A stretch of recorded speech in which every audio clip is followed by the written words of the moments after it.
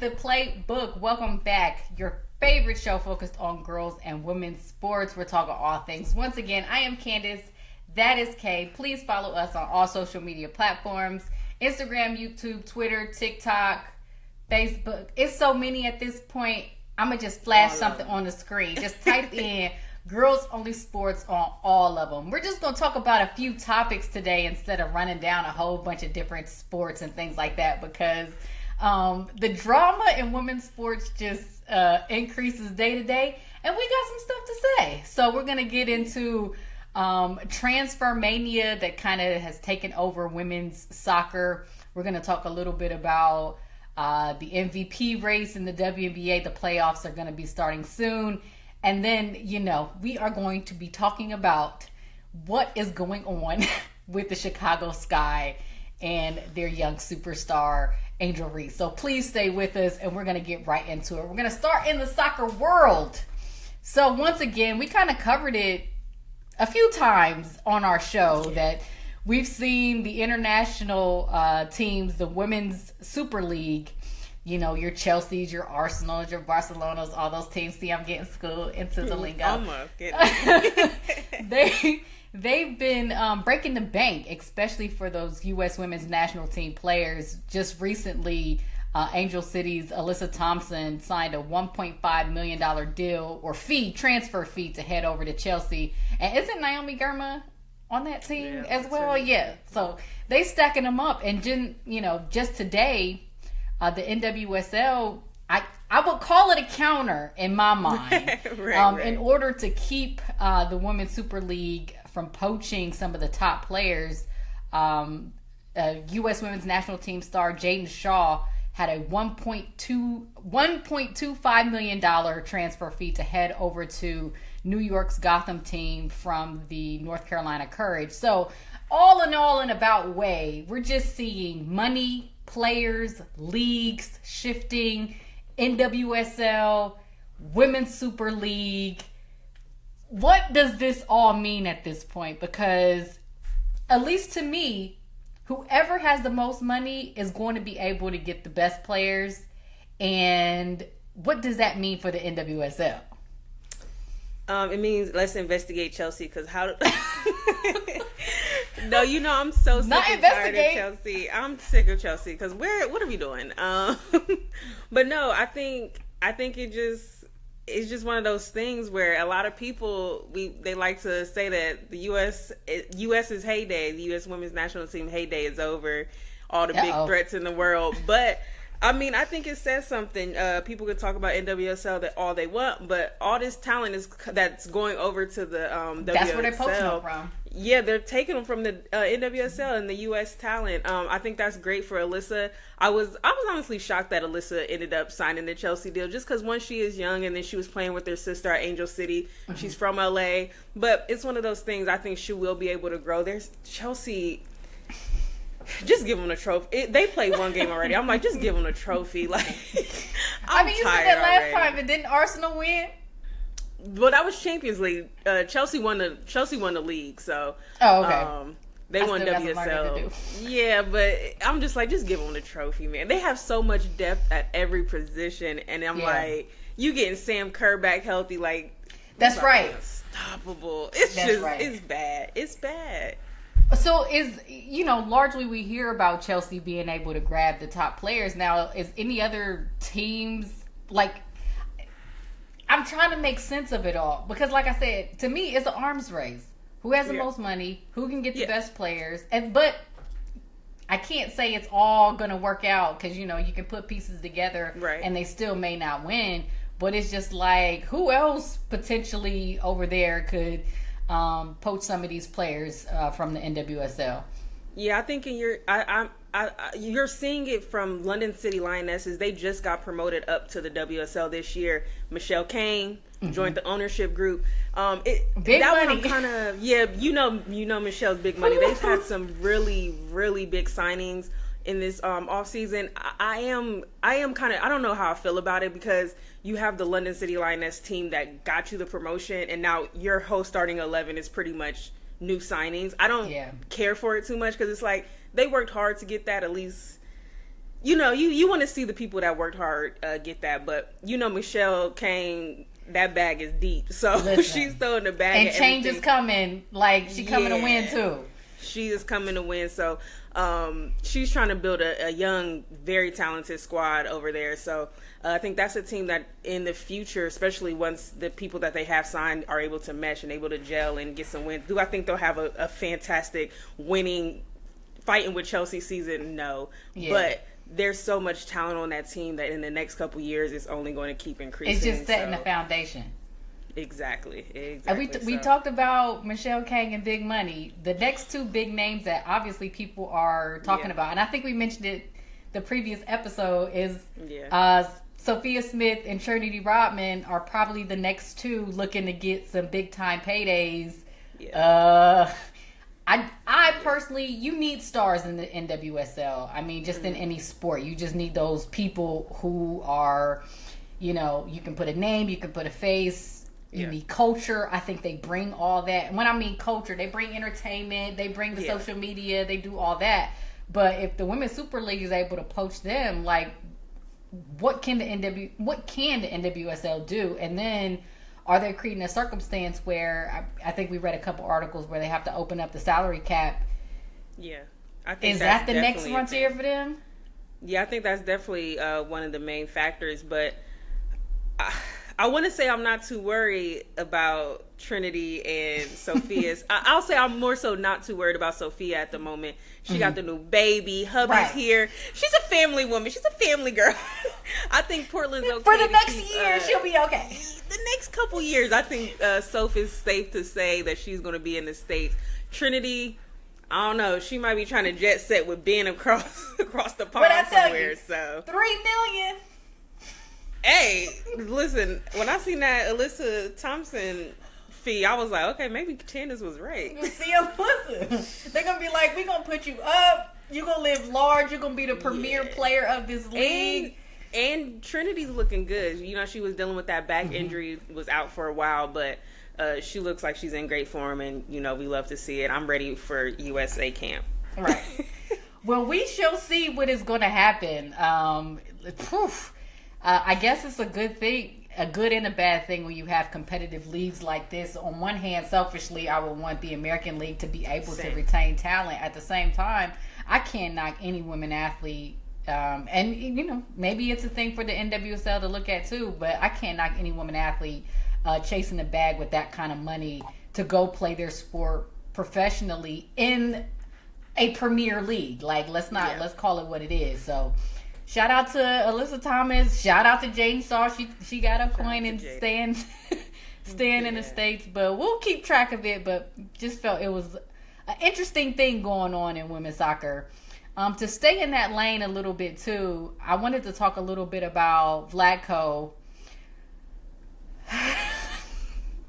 He was a previous U.S. women's national team coach. Yeah. Was kind of run out of town a little bit. Highly criticized when the team lost in the quarterfinals in the last World Cup, only to turn around this NWSL season and have by far the league's best team, and is operating like right now in the regular season. Nobody is touching Kansas City. And I guess my question that I had also from a article that I saw on equalizersoccer.com is like, is there any explanation? Because normally, look, my refrain with national teams, you get a Gino, you get Dawn Staley, you get Tara Vanderveer, you get Cheryl Reeve. They go back to their teams and they're successful, massively successful. So what's the difference between, he had some success with the U.S. Women's National Team. It wasn't all bad, but how can we make sense of what he's doing in Kansas City and then obviously their earliest exit in the quarterfinals the last World Cup? Yeah, for me, I think where it comes down is just you have a foundation, you have a team that you have, who's going to be there for Kansas City. I think that's easier to manage versus, I know there was a lot of conversation about how he rotated players and his lack of rotation really with the U.S. team. So for me personally, I think it's just he knows, you're going in and you're pretty much starting 11, a couple pieces in and out every so many games, but that's all it comes down to. I feel like it's easier, it's less to manage when you don't have a new face or a new person you're bringing into camp. Granted, you do want to have your core U.S. players, and he did have it at a time, but I think Vlatko was coaching in a change. In a huge transition. Yes. We were losing Alex Morgan. We were losing Megan Rapinoe. These players that have been the focal point, and you were trying to make way for Trinity and everybody else. Sophia and Mallory. And then she got hurt. It was a really, I think it was a difficult time. I think it would have been a difficult time for anybody to be a coach of the U.S. women's national team. But, and then you have a Kansas City team that was already loaded. Like, Kansas City was a great team. And then and technically should have won last year. Oh, for sure. Well. Yeah. I ain't say all that.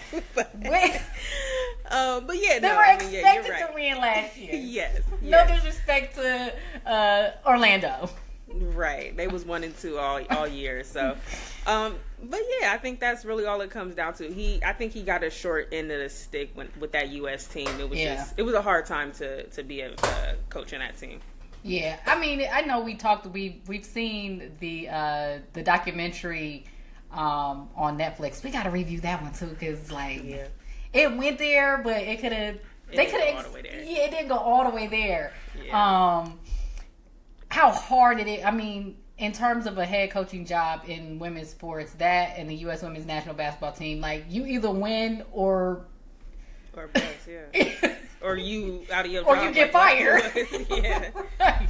Like, especially in a tournament like that. You lose in a quarterfinal at that, everybody could see it was the writing on the wall. So I just found it curious. But like you said, it makes perfect sense of how he can, the kind of unceremoniously, due to the loss, he gets let go, but then has a comeback story in the NWSL, and his team is rolling. We'll see what they're able to do if they can capture the title this year.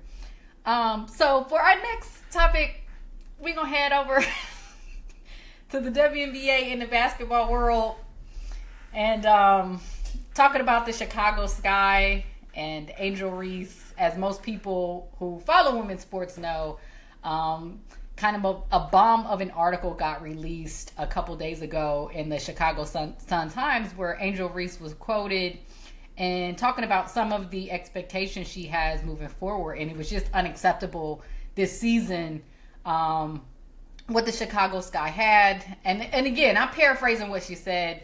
Please go read the article. I think as it's written, it gives proper context and you can think what you want. However, much of what Angel Reese says causes controversy just because she's unapologetically herself. And I think there were a few things that caught people's attention, and that was specifically naming players and saying, they would need a different backup other than Courtney Vandersloot, and they couldn't rely on her coming back from a ACL injury at her age. And then there was the quote that only 2 players were locks, her and Camilla, for the team next season, and kind of ruffled some feathers. But then, you would expect that will be the end of the story. So what happened, they play a game, they actually win. Angel Reese apologizes, especially to her teammates if they felt disrespected. I thought it was water under the bridge. They handled it, they moved on. But we're talking about the Chicago Sky. And they suspend her for half a game against the Aces, and then, she is ruled out the entire game because of a back injury at that, and it's just kind of snowballed into a big mess. Child, anyway. I think that was the corniest thing the Chicago Sky organization could have ever done. Suspend me for half a game. Like I'm a high schooler, like I'm a kid. Please. But did you expect more from Chicago? Like, for real? It's Chicago. Like, exactly. I think part of me, and I know you be calling me essay, I use spark notes, But part of me was like, I wish Angel saved her comments about the Chicago Sky for an organization who actually cared about winning and listening to their star players and actually putting words into action. Yeah. Because my belief in the Chicago Sky organization is at a low. I mean, we've seen every great player from Sylvia Fowles, first ballot Hall of Famer, Elena Delle Donne, first ballot Hall of Famer, to Candace Parker, to Kalia Copper, who will be a Hall of Famer, Courtney Williams. I can go down the list. Gabby Williams, Emma Miesemann, a finals MVP. Like, I can go down the list of great players who have played for this Chicago Sky organization through whatever owner, through it all, and at some point asked to leave. And I'm like, I guess there was hope at a certain point that Chicago, they got these two young stars, they were going to pull it all together, but my belief in that organization is at a zero. And I'm like, Angel, babe, I hope you save that for org that matters. You just plot your exit. Yeah. But I It's so Chicago. Like, you don't expect anything from them, honestly, as an organization. No. So I don't know. I'm not surprised by it, but it's just one of those things where you're just like, was it necessary? Because you say you're handling the suspension wasn't necessary. It wasn't. Correct. The head coach, Tyler Marsh, said it came from the top down. So obviously there is a disconnect right now between the organization and with Angel Reese. I think time to go. I'm gonna lay it flat. I don't disagree with what she said at all. I'm not one of those who's like, I don't disagree. It's not that she's wrong. The specific naming of teammates, that's where I'm just like, yeah, it's a growth opportunity. Because, and the reason I say that is, by and large, her vets this year, I thought were really good. Elizabeth Williams, who was there last year, Ariel Atkins, at certain points in the season, spoke up for Angel Reese publicly and made sure publicly she was okay. For them to be caught in the crossfire, and I guess my issue is like with the commentary online, what they could see, I'm like, y'all don't have to disrespect those players, because I think they're really good vets. And who knows how careers turn out, how we're going to have 3 or 4 new expansion teams. Angel Reese could very well be in her 6th, 7th season. And, you know, by this time, Ariel Atkins can be 33, 34 herself, but yet is 6th woman and is asked to come off the bench to give you 10 points to get you to the finals. You don't want to ruin... I don't want to say you don't want to ruin that relationship, but you want to keep that kind of stuff in-house, because you never know in the future when you may need one of these vet players or one of the... Because obviously it didn't work in Chicago at all. This season just did not work. But you may need them in the future, or need someone like them on the other team in the future that'll get you to where you want to go. And it's just like, the comments about the players... Maybe leave that part out of it. But what she expects for the Chicago Sky, I'm just like, sis, you should have just waited to get at to somebody who would have listened, because Chicago ain't it. But I'm going to give you a question. Where does Angel Reese in Chicago go from here? Like, I'm at the point... They're separate ways. Yeah. I'm at, Angel got to... It doesn't work. It's not working. Yeah. The organization doesn't... I think firing Teresa Weatherspoon, to me, felt like they didn't have Angel Reese as their singular person. Yeah. Because that was her coach who knew how to speak to her. And whatever happened in that locker room, we don't know. But it kind of signaled they were moving away from whatever Angel Reese wanted, or her being the focal point. At this point, Angel, I'm with her. I think she needs to go. If I'm Camilla, I'm plotting my exit too. Right, I'm right there with you. Twin Towers for life. Because you move, I move. Right. Unfortunately, they may not go together. But if there was any team I can't even ask that. We can't even speculate because everything changes next year. So there's no reason to go about to go down that road. So it's just going to be up to one of these teams who have a boatload of draft picks, or I guess that's what it is, because I personally do not think Chicago is going to be able to get any organizational shifting player like a Jackie Young or Alicia Gray. Or, I mean, everybody's going to be a free agent. Nobody wants to go to Chicago. Nobody wants to go to Chicago. And I think that's the Achilles heel of everybody. The unspoken expectations is like, I know you want to be good, Angel, but don't nobody want to play for that organization because they haven't been serious probably since their inception. Outside of a couple of years and winning championship and getting to the finals. But all that talent leaving out the door, unfortunately, a part of her story is going to be the next great superstar headed out the door. And unfortunately, Camilla may be right there with her leaving. Right. Although I still would like to see those two players stay together. But you guys tell us, in the comments, what do you guys think about all of this? Like, it's a lot of pieces to it. Keep interpersonal stuff in-house. Do you air out your organization while the season is going? I know there's a lot of commentary about the timing of her quotes. How much, not respect, but I think we ask a lot for vets to be self-sacrificing for a lot of the younger players, but they've been in the league too, and they got feelings too, and if they want to feel disrespected, they have the right. So let us know what you feel about all of this, and Angel Reese, to see where she's going to be headed next year, even though people wanted to go to Dallas. And I'm like, y'all, that's just a tier above Chicago. At this point.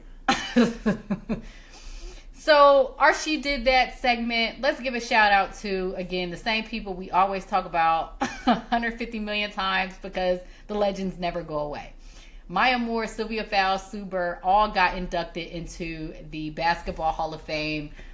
The three, Maya probably the greatest winner in the history of women's basketball, one of the greatest players. If you look at her resume, what she's been able to do, and she retired at 29 years old. And yes, I'm going to keep my feelings to myself that she could still be playing, but she had to get her man out of jail.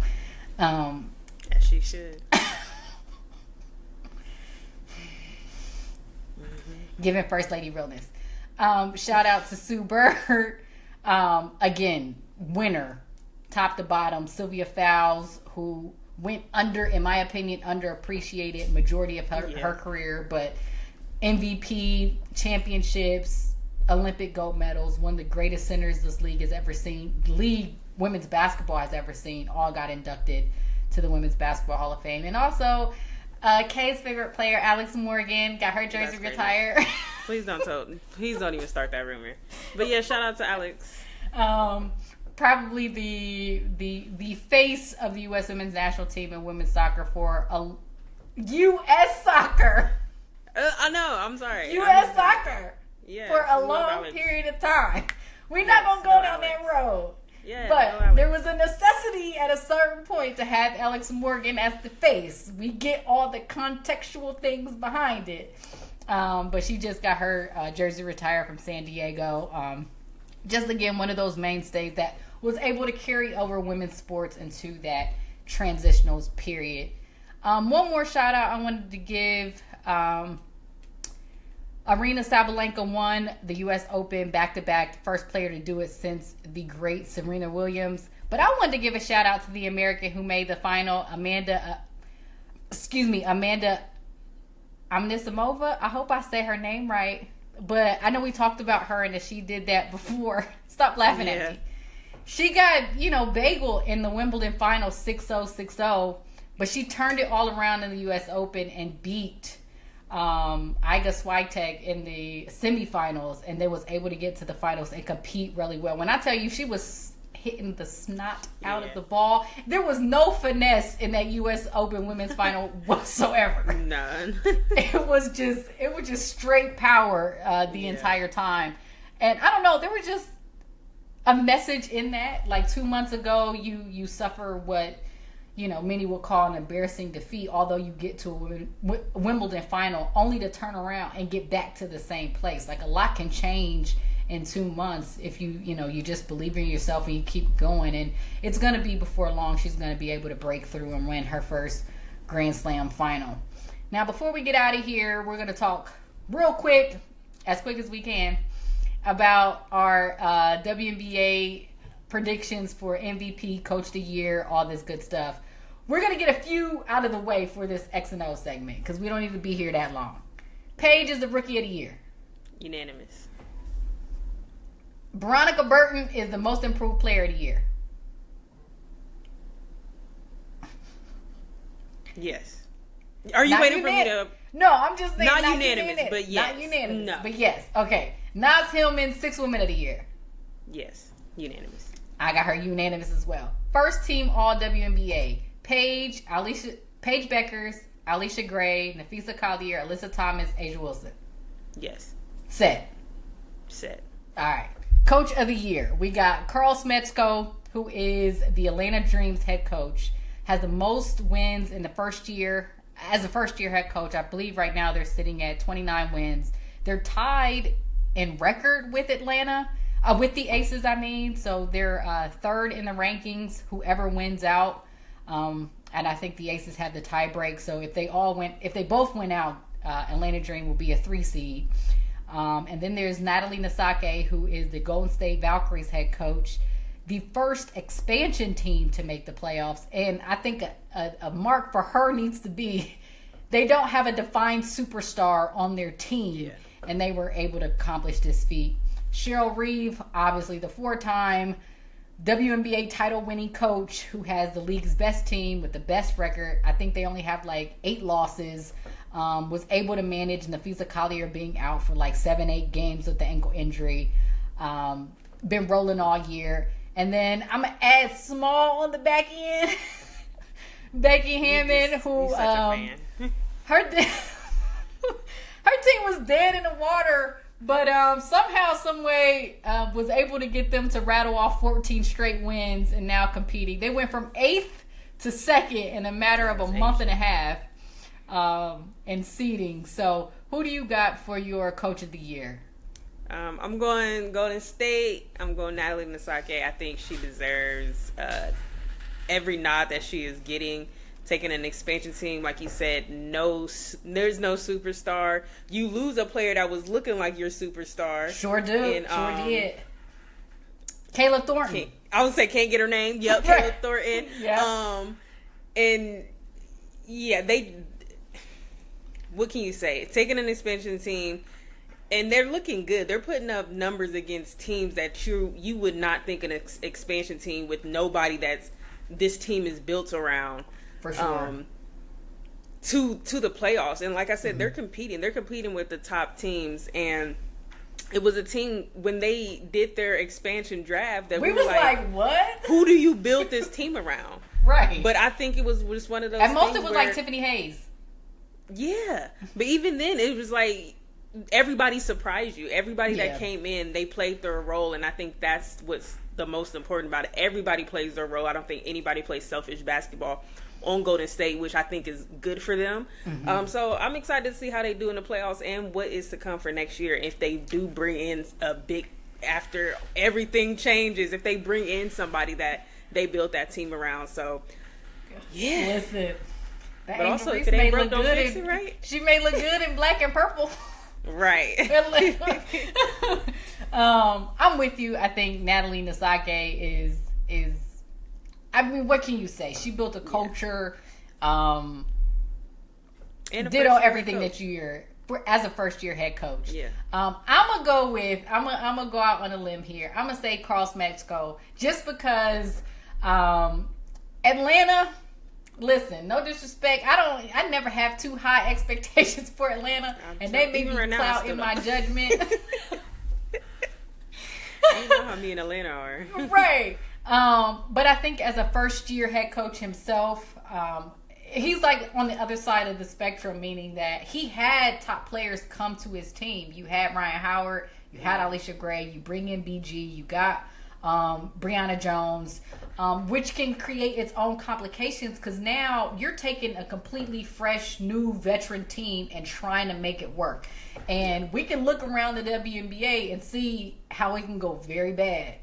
New York is limping into the playoffs. Seattle still hasn't clinched yet.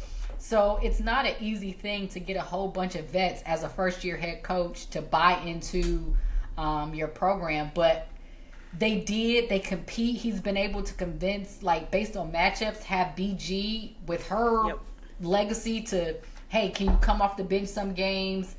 Can we switch up the lineup? He has, what we think is the sixth woman of the year, Naz Hillman, drafting Tahina Pow and having her be a useful and suitable guard coming off the bench, a sharpshooter. So I think what he's been able to do for that Atlanta team has been amazing because, I didn't necessarily know who he was when he got the job. I knew where he came from, and I think it was Florida Gulf Coast, but to see him come in with this kind of group where you have known players and be successful, I think I kind of give a nod to him. But I'm not mad at all for Natalie to get it because in our preseason, we did not have Golden State in the playoffs. We was giving y'all whatsoever. bulletin. Yeah.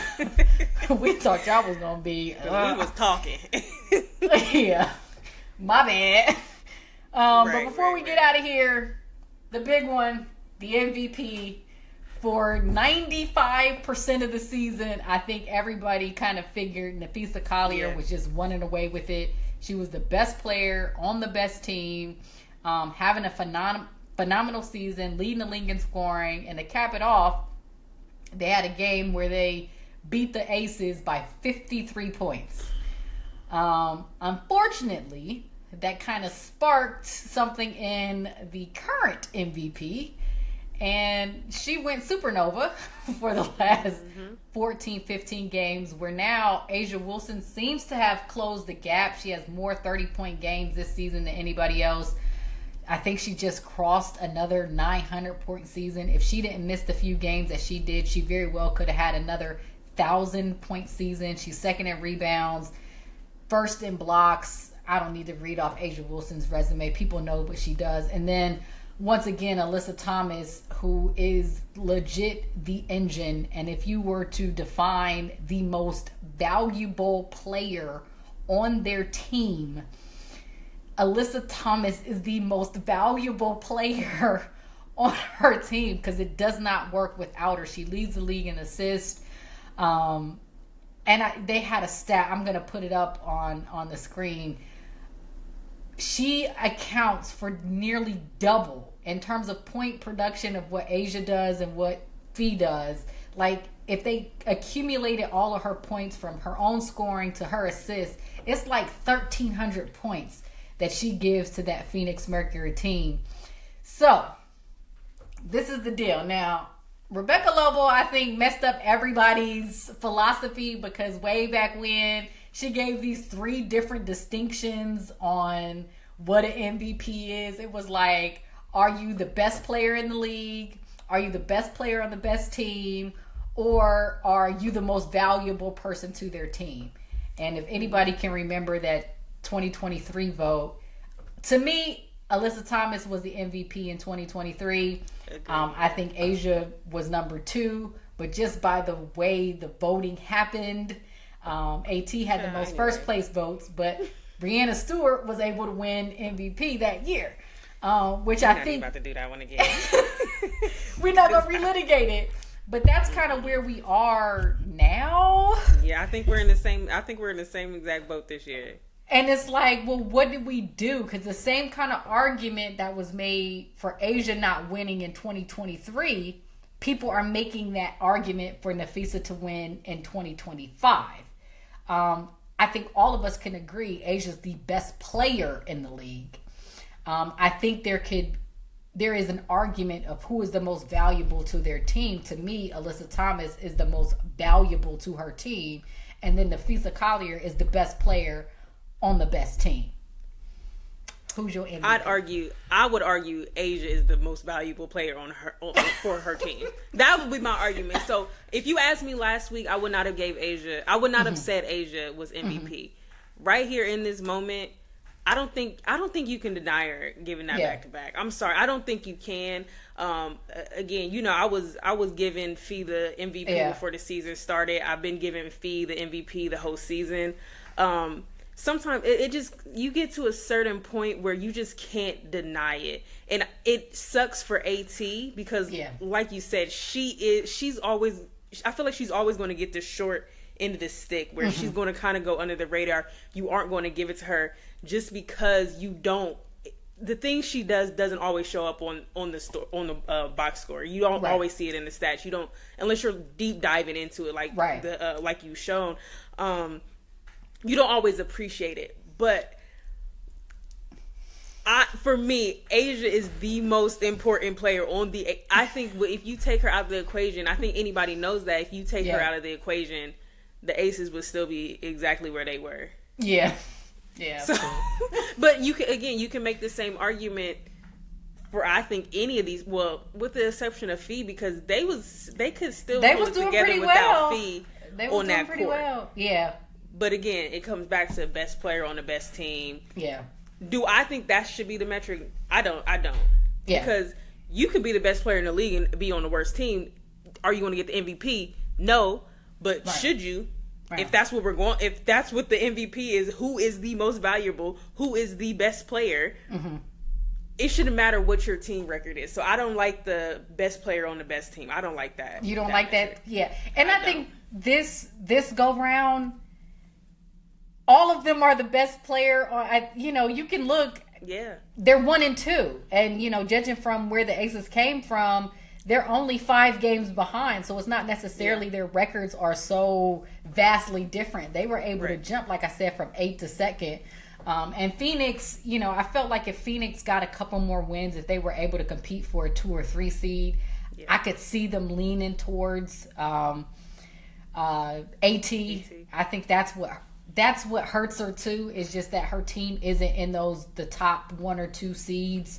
And it sucks because Kalia Copper was out for a minute, Satu Sabali was out for a minute, so they hadn't had necessarily the longest period of time to gel. But I'm kind of with you. I think, unfortunately, you can't penalize greatness. And again, unfortunately, when Fee went down, nobody could anticipate Asia was going to go supernova. We know she has that capacity, but nobody could really do it. With the way they was playing, no. Anticipating it. I don't think anybody knew, because we was ready to kick the Aces. Game, we was like, they ain't making a playoffs. Yeah. Like, get these people out of here. We was about to blow the whole team up. Asia was about to go join Stewie in New York next year. Her and Stewie was going to the Valkyries. Yeah, we was ready to blow the whole league up. I just think with Fee going out, it opened the conversation. It opened the conversation, and it opened the door too wide for a player of Asia's caliber to step in to do what she does. Because right now, you can say she is by far, I don't want Fee fans and stands all up in our mentions, but she is the best player in the league. She's the most valuable player on her team.